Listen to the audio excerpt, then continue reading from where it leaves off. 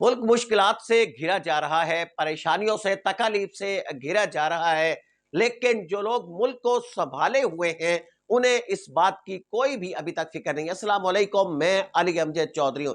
جناب والی مرید کے اندر جو افسوسناک واقعہ ہوا، یہاں پہ اب حکومتی سطح پر تو کچھ اور ہی بتایا جا رہا ہے، اور یہ کہا جا رہا ہے کہ ایک ایس ایچ او سمیت کوئی 5 کے قریب افراد ایسے ہیں کہ جن کی وہاں پہ جانیں چلی گئی ہیں، زیادہ تر پولیس اہلکار وہاں پہ زخمی ہوئے ہیں۔ پولیس اہلکاروں کی تعداد ابھی یہ 40 سے 45 بتائی جا رہی ہے، اور عام شہری یا پھر جو کرین پارٹی کے لوگ ہیں ان کی تعداد 10 سے 15 صرف بتائی جا رہی کہ وہ زخمی ہوئے ہیں۔ 3 کرین پارٹی کے افراد یہاں پہ جاں بحق ہوئے ہیں، ایک عام راہگیر وہاں سے جاں بحق ہوا ہے۔ یہ سرکاری اعداد و شمار ہے جو بتائے جا رہے ہیں، لیکن دوسری طرف مرید کے لوگوں سے اگر بات کی جائے تو وہ کہانیاں کچھ اور ہی سناتے ہوئے دکھائی دیتے ہیں۔ مرید کے اگر ایک شخص سے بات کریں تو وہ کہے گا جی فلاں گلی کے اندر وہاں پہ اتنی لاشیں پڑی ہوئی تھیں، فلاں کنارے پر وہاں پہ اتنی لاشیں تھیں، سڑک کے اس طرف وہاں پہ یہ صورتحال تھی، سڑک کے اس طرف وہاں پہ انبار لگے ہوئے تھے۔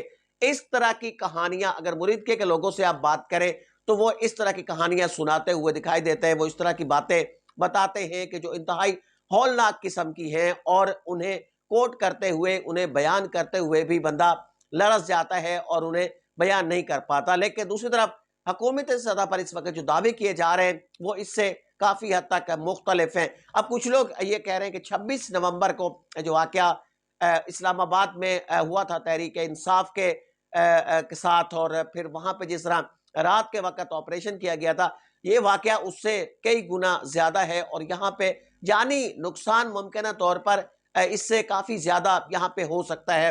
یہ اس حوالے سے بھی باتیں کی جا رہی ہیں۔ پھر جو مرید کے مقامی لوگ ہیں ان کی رائے کو بھی اگر دیکھا جائے، ان کی باتوں کو بھی دیکھا جائے تو یہ نقصان بہت زیادہ بنتا ہے، اور اس کے جو اعداد و شمار ہیں وہ انتہائی ہولناک قسم کے ہیں، انتہائی خوفناک قسم کے۔ لیکن دوسری طرف حکومت اس طرف نہیں آتی ہے، حکومت کہتی ہے کہ نقصان ہوا ہے زیادہ قانون نافذ کرنے والے اداروں کا ہوا ہے، 16 کے قریب ان کی گاڑیاں جلا دی گئی ہیں، 47 کے قریب پولیس اہلکار وہاں پہ زخمی ہیں، ایک ایس ایچ او کی جان چلی گئی ہے، اور اس کو وہاں سے اس سارے آپریشن کے دوران یہ نقصان ہوا ہے۔ لیکن اب سوال پھر بھی یہی پیدا ہوتا ہے کہ یہ نقصان بھی اگر ان اعداد و شمار کو بھی مان لیا جائے تو یہ نقصان کیوں ہوا؟ رانا ثناءاللہ انہیں بڑی معتبر شخصیت حکومت کے اندر اس وقت سمجھا جا سکتا ہے، اہم ترین عہدے پر ہیں۔ گزشتہ رات انہوں نے ایک ٹی وی ٹاک شو میں ایک بڑی بات کی، انہوں نے کہا کہ کرین پارٹی وہاں جا رہی تھی، ان کا کوئی خاص مقصد نہیں تھا، یعنی رانا ثناءاللہ کہہ رہے ہیں کہ یہ کوئی دہشت گردی کرنے کے لیے وہاں پہ نہیں جا رہے تھے، کوئی ان کا خاص مقصد نہیں تھا۔ یہ ایک میمورینڈم جا کے پیش کرنا چاہتے تھے، ایک ایمبیسی کے اندر، ایک فورن ایمبیسی میں جا کے ایک یادداشت وہاں پہ پیش کرنا چاہتے تھے، غزہ کے حوالے سے، فلسطین کے حوالے سے، یا پھر اسرائیل کو تسلیم کرنے کے حوالے سے، اس طرح کی ایک یادداشت وہاں پہ پیش کرنا چاہتے تھے، اور حکومت کے لیے یہ ایکسیپٹیبل نہیں تھا، یعنی حکومت یہ قبول نہیں کر سکتی تھی کہ یہ لوگ اس ایمبیسی تک پہنچے۔ اس لیے کوشش کی گئی کہ ان کو مرید کے اندر ہی یہاں پہ ان کو روک لیا جائے، اور یہ آپریشن یہ کیا گیا تھا۔ اب سوچئے جو نہتے لوگ ہیں، ان لوگوں کے پاس کوئی توپے نہیں ہیں، ان کے پاس کوئی ٹینک نہیں ہے، ان کے پاس کوئی اینٹی ایئر کرافٹ گنیں نہیں ہیں، ان کے پاس کوئی مشین گنیں نہیں ہیں، ان کے پاس کوئی کلیشن کوبز نہیں ہیں، کچھ بھی نہیں ہیں، اور یہ نہتے لوگ ہیں۔ اگر یہ جا رہے ہیں وہاں پہ، آپ کے پاس ایک بڑا ٹائم اس وقت بچا ہے، یہ کانوائے پیدل چل رہا ہے، لاہور سے یہ لوگ پیدل چلیں، کو 2-4 گاڑیاں ہیں، باقی سب لوگ ان کے ساتھ پیدل چل رہے ہیں، اور پیدل چلتے ہوئے اس کو اسلام آباد پہنچنے کے لیے کم از کم 6 سے 7 دن وہاں پہ درکار ہو گئے۔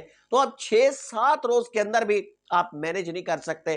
6-7 روز کے اندر جب خود کہہ رہے ہیں کہ مذاکرات ہمارے ساتھ کریں، ہمارے معاملات دیکھیں، رانا ثناءاللہ خود کہہ رہے، وہ کہہ رہے جی کہ کوئی ایسا خطرناک چیز ان کے پاس نہیں تھی، کوئی خطرناک مقصد نہیں تھا، صرف ایک یادداشت پیش کرنی تھی۔ تو یادداشت پیش کرنے کے لیے اگر کوئی نہتے لوگ جا رہے ہیں تو آپ ان کو اس طریقے سے نشانہ بنا سکتے ہیں، اس طرح کا آپریشن کر سکتے ہیں۔ اب ایک طرف یہ معاملہ چل رہا ہے، دوسری طرف سہیل آفریدی کا ایشو آ گیا، اور سہیل آفریدی کل وزیر اعلیٰ منتخب ہوئے۔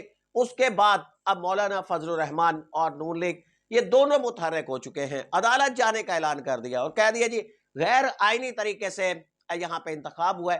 یعنی معاملات کہیں سے بھی سیٹل نہیں ہو رہے, عدم استحکام ہے وہ بڑھتا جا رہا ہے.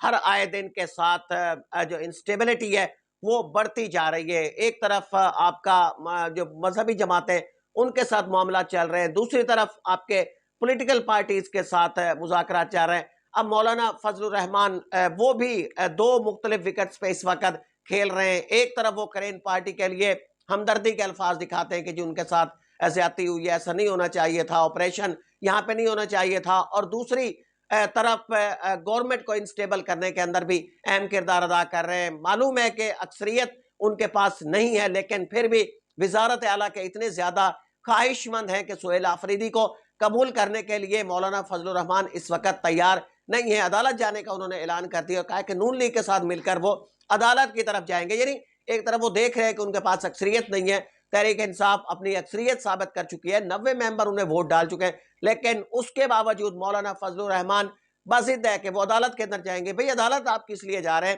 کس وجہ سے جا رہے ہیں؟ آپ کے پاس ووٹ نہیں ہے, آپ کے نومینیشن پیپر فائل ہوئے, اس کے باوجود آپ وہاں سے واک آؤٹ کر گئے, اب آپ عدالت جانے کی باتیں کر رہے ہیں. تو اس طرح کی صورتحال یہاں پہ چل رہی ہے اور انسٹیبلٹی مسلسل بڑھ رہی ہے. ہر آئے دن کے ساتھ اس طرح کی سچویشن وہاں سے بڑھ رہی ہے. آپ اس حوالے سے کیا رائے رکھتے ہیں کہ اس کا ذمہ دار کون ہے؟ یہ انسٹیبلٹی کریٹ ہو رہی ہے ہر آئے دن کے ساتھ, اس کا ذمہ دار کون ہے؟ کامنٹ سیکشن کے اندر بتائے گا.